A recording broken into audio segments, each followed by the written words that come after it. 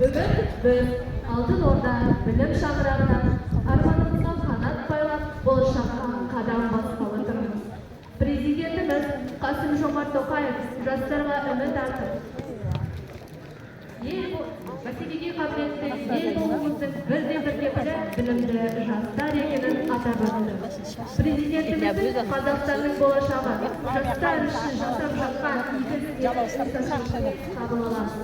Ал біз мектеп бітірушілер алған білімімізді егеменді еліміздің болашағын гүлдеуі үшін жұмсаймыз. Құрметті Адамбеков ел тарихын халық даналығын қастерлеп, өзіңіз басшылық етіп отырған білім ордасында атқарып жатқан еңбектеріңіз әрдайым сіздерге қолдау көрсетіп, ағалық қамқорлықпен қарап, әр бастамамызға қолдау көрсетіп келеді. Ал біз мектеп бітірушілерге ел мүддесін жоғары қоятын білімді де тәрбиелі ел жанды азаматтар болуға ұмтыламыз.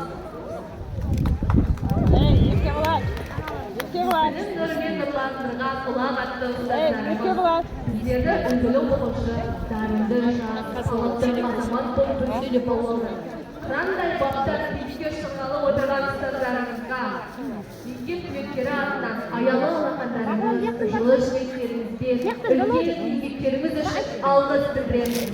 Барлық мектеп бітіруші түлектердің атынан тәуелсіз Қазақстанның туын биік ұстаймыз. Өз білімімізді, егеменді елімізді гүлдену үшін жұмсаймыз. Қазақстанның барынша бәсекеге қабілетті мемлекет болуына үлес қосамыз деп сөз береміз. Сәт сапар, жас түлек.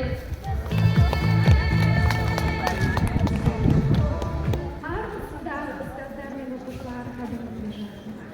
Білімдеріңізге жетелеген ұстаз деген жарық күні қалам, ұстаз деген ағасы адам, ұстаз деген ұлылардың ұлысы,